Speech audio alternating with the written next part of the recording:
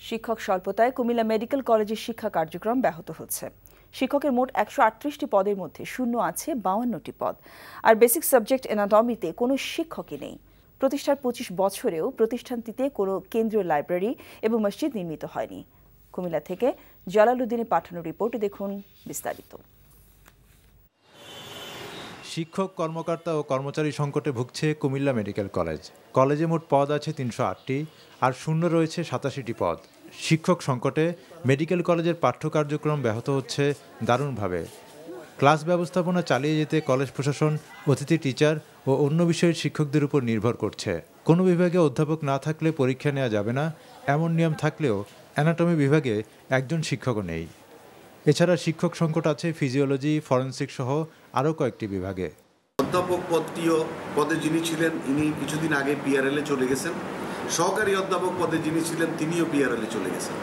বর্তমানে শুধু সহযোগী অধ্যাপক পদে একজন পোস্ট গ্রাজুয়েট শিক্ষক কর্মরত আছেন, আরেকজন পোস্ট গ্রাজুয়েট শিক্ষক লেকচারার হিসেবে এখানে দায়িত্ব পালন করছেন। আমরা ভবিষ্যতের জন্য যে জেনারেশন তৈরি করছি, এই জেনারেশন যদি সঠিক শিক্ষায় শিক্ষিত না হয় তাহলে আমাদের ভবিষ্যতের ডাক্তারদের কোয়ালিটি নিয়ে প্রশ্ন।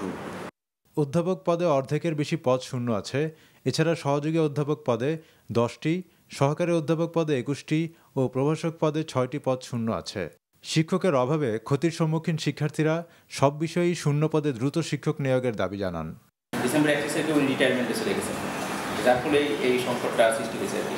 এটা বেশি দিন যদি লেংদি হয়ে থাকে তাহলে তো অবশ্যই ছাত্রদের উপর এটা বা সামগ্রিক একাডেমিক কারিকুলামের উপর প্রভাব পড়বে।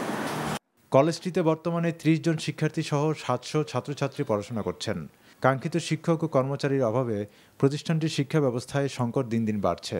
তাই দ্রুত শূন্য পদে শিক্ষক ও কর্মচারী নিয়োগের দাবি শিক্ষক শিক্ষার্থীদের। NTV news desk.